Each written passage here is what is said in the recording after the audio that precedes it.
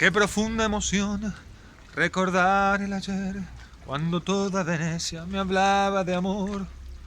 Una góndola va recordando el ayer, qué triste está Venecia sin tu amor.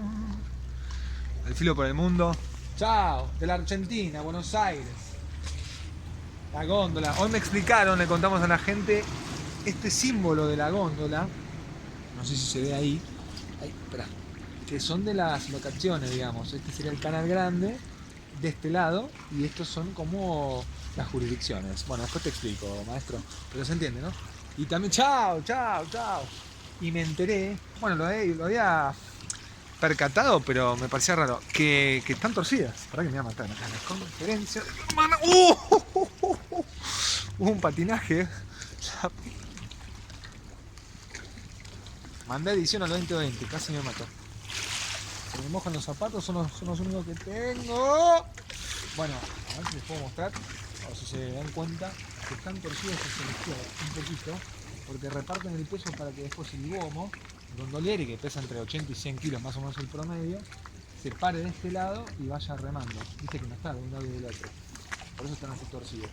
Hoy justo pregunté, ¿hay una ragazza, una chica que alguna vez ha manejado una góndola? Porque está como muy, no sé si bien o mal visto, ¿no? El machismo del gondoliero es su nombre. Bueno, hay una chica muy famosa que fue una gondoliera muchos años, que vamos a tratar de contactarla por Instagram para hacerle una pequeña nota. Bueno, retomamos lo que estábamos contando en la parte 2, creo. Este video va dividido en 7 para no hacerlo muy largo. Ahora estamos en Plaza San Marco. Estoy sorprendido, el arbolito de Navidad pensé que iba a ser más grande. Vamos a ver cuando lo enciendan de noche con las luces LED. Esperemos que el audio salga bien, estoy gritando y tengo acá el corbatero.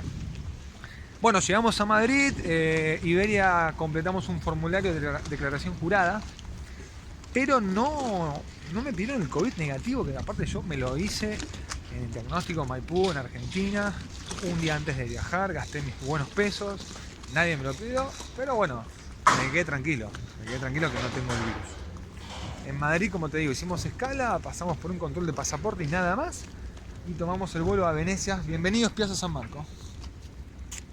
Increíble. Tomamos el vuelo a Venecia y cuando bajamos aquí en Veneto también dije, me van a pedir carta de invitación, COVID negativo, declaración jurada, cuenta bancaria, nada. Niente. Absolutamente nada. Con pasaporte italiano, directamente bajamos en Venecia, retiré las maletas y me tomé un taxi. Nadie nos paró, nadie nos preguntó nada. ¿Por qué les cuento esto? Porque el virus existe, está claro, ¿no? Pero me parece que muchos gobiernos están encerrando a la gente, asustándola, y lo que me da bronca, nosotros que tuvimos la posibilidad de viajar, ¿de dónde estamos? Se me está calambrando la mano, se acalambra. Me da bronca de verdad porque yo estuve un año encerrado prácticamente como la mayoría de los argentinos, que fueron 7-8 meses de confinamiento, que te meten en la cabeza que no salgas de tu casa, y yo me tomé 2 aviones, cambié de país, estuve en Ecuador también el mes pasado y nadie me preguntó nada, nadie me hizo un test, nadie me probó la fiebre, más que ese escáner cuando pasás. Entonces digo, loco, ¿de qué manera cuidan el mundo?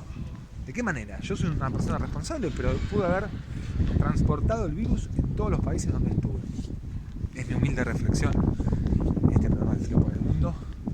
Bueno, hoy a la mañana hice otro video que estuvo inundado este lugar.